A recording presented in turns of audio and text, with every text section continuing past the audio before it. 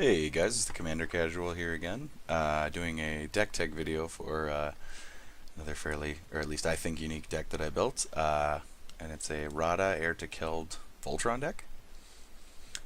So like the typical build for this commander is in like one-on-one is to do like land destruction, just because it gives you early access to mana and gives you mana if you're destroying like everybody's lands. Or you can just kind of do like a general green value deck because it just ramps you quickly. Like it's rare you find like a mana dork legendary, and it gives you access to two colors. So that's the other kind of common build for it. But I wanted to do something really interesting with the activated or the triggered ability when it attacks. It gives you that double red, and I wanted to use that to do a bunch of kind of gimmicky combat tricks while in combat, and then kind of exploit that from there. And then the added tap for green can kind of help you out if you're a little mana screwed at some point or just need the extra mana for whatever reason. So our mana base is pretty simple. I also wanted this. This deck was super cheap to build, and you'll kind of see that in a lot of the cards that are in here. So first off, we have tons of like instants to basically combat trick with Radha when she attacks. So we've got like an Ancient Grudge just for some artifact destruction, Gorilla Warcry, which you have to cast during combat, which gives your creatures menace, so it gives Radha menace, and then you get to draw a card. Psychotic Fury, which gives a multicolor creature double strike, and you get to draw a card, so Radha gets double strike. Punishing Fire, so you can just deal 2 damage to a thing, which can kind of get you over the hump of killing something if Radha has first strike, or you're attacking mid blocker, or it has double strike, or you're just taking out a little thing on the board. And you also get to recur it a lot because there's a lot of life gain typically in Commander. I've got Stun, so target creature can't block, so you get in a little bit more with Radha. You get to draw a card off that. Tamir Battle Rage, so gives it double strike at least, but if not, if you've got it equipped with like a sword, then it gets trample as well. And then Increasing Vengeance just to kind of abuse some of these. And then we've also got things like Brand, which also has cycling. Magnetic Theft, which you can use to equip your own equipment, or you can equip other players' equipment, which is really great when they have swords out, or like a Loxodon Warhammer, or whatever, like an Argentum armor, ideally, and then you just get to smash in with Radha, or you can pull the equipment off of something and then smash in with Radha. Panic, which target creature can't block, and you get to draw at your next turn's upkeep. Pyroblast, as well as Red Elemental Blast, just because there's a lot of blue commander players out there, and this gives us a little bit of an edge on that. Vandal Blast, because it's just a staple. This isn't a combat trick one, it's just another kind of red staple that I always put into my red decks. And then we've also got like Balduvian Rage. So target attacking creature gets +X/+O, so if you have a ton of spare mana, you can really dump into it and then like unexpectedly kill somebody with commander damage on it.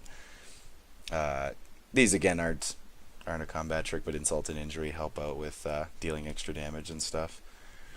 As far as other combat tricks, we've got a couple 3-drops as well for just if you have some spare mana. So we've got Pulse of the Forge if you just want some recurring player damage. The main win condition is to win with commander damage, but this can kind of, if somebody's really like locked up and you need to just wail on them and get their health down damage-wise, Pulse of the Forge can be great because you get some recursion out of it. Uncaged Fury, which gives +1/+1 and double strike. Chaos Warp is a good removal spell in red. Browbeat's just a fun red card that I like to put in a lot of my red decks. Beast Within, which is essentially the green Chaos Warp. Hunter's Insight, so you can actually draw some cards off the damage as well. And then Violent Outburst is super fun too, if you just throw a green onto the 2 red that you get anyway, because you usually get one of these other spells as well, and then it also just gives +1/+0. So I also just really like this card for whatever reason. So I love Cascade cards, that's probably why. So on top of that, we've just got a ton of like Voltron-y support cards that are mostly pretty cheap, at least on MTGO. The swords are like the high-end stuff, and again on MTGO they're super cheap. So we've got like Rancor for trample and damage, and it always comes back when Radha dies. We've got a bunch of Totem Armor cards that if it would be destroyed, it destroys the aura instead of the creature. So we've got Spider Umbra, we've got Snake Umbra, we've got Bear Umbra, we've got Alpha Authority, so it has hexproof and can't be blocked by more than one creature. We've got Hero's Blade, Just if we're recasting it gives us a free equip. Mask of Avacyn is stats and hexproof. Swiftfoot Boots is hexproof and haste. Sword of the Animist for some ramp and a little bit of stats. Champion's Helm for, again, hexproof and stats. Stop scrolling. There we go. Darks to play for indestructible. Loxton Warhammer for attack, trample, and lifelink. Sword of Body of Mind, because the protection is super strong on these, and it just really helps you get in a lot. And then the side benefits are also really nice. So this one mills and gives you a token. This one makes them discard and you get to untap your lands. And then this one you gain life and you can bring a creature from your river back to your library. You don't get to benefit off of the creature recursion effect very much in this deck, but it's still just a really good card. And the reason we're only running these 3 swords is because they're all the ones that don't give protection from red, because we want to have our red open so that we can Balduvian Rage, and so that we can Psychotic Fury, and so that we can Uncaged Fury and stuff like that, and get in for extra damage. I've also just got a Sword of Vengeance. It's just a really strong equipment that gives a bunch of keywords. And then Umbral Mantle is actually super fun in this deck, because you can actually pump Radha a ton with it if you just have a little bit of extra mana. So, like before your combat step, you can tap her and get the 1 green, pay 2 more, so you untap her, and then she gets +2/+2. Then you attack with her and you get 2 mana, so you can pay 1 more and untap her again, and then she's untapped and has already got +4/+4.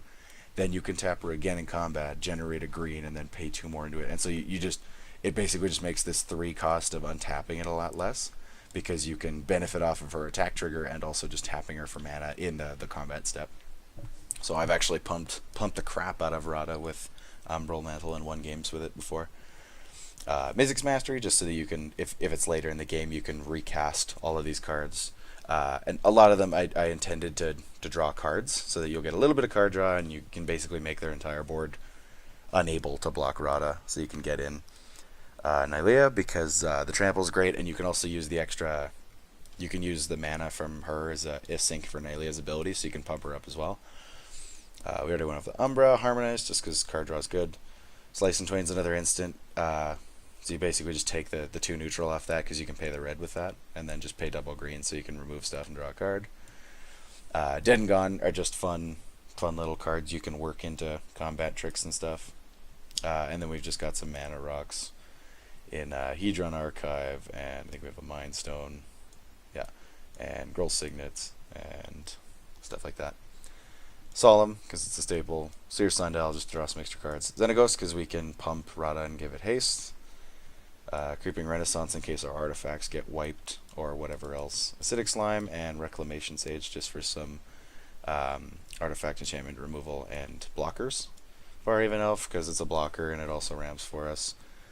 Rishkar's Expertise, to draw some cards and dump some stuff, if they have high power. Seasons Pass, to get some stuff back, just in case we need it. And then we've got a ton of, in our land base, we've got a bunch of cycling cards, and that's also mostly why Brand is in here. It's also just nice, just in case we get Radha stolen. It only costs 1 to play anyway, but it's a cycler card.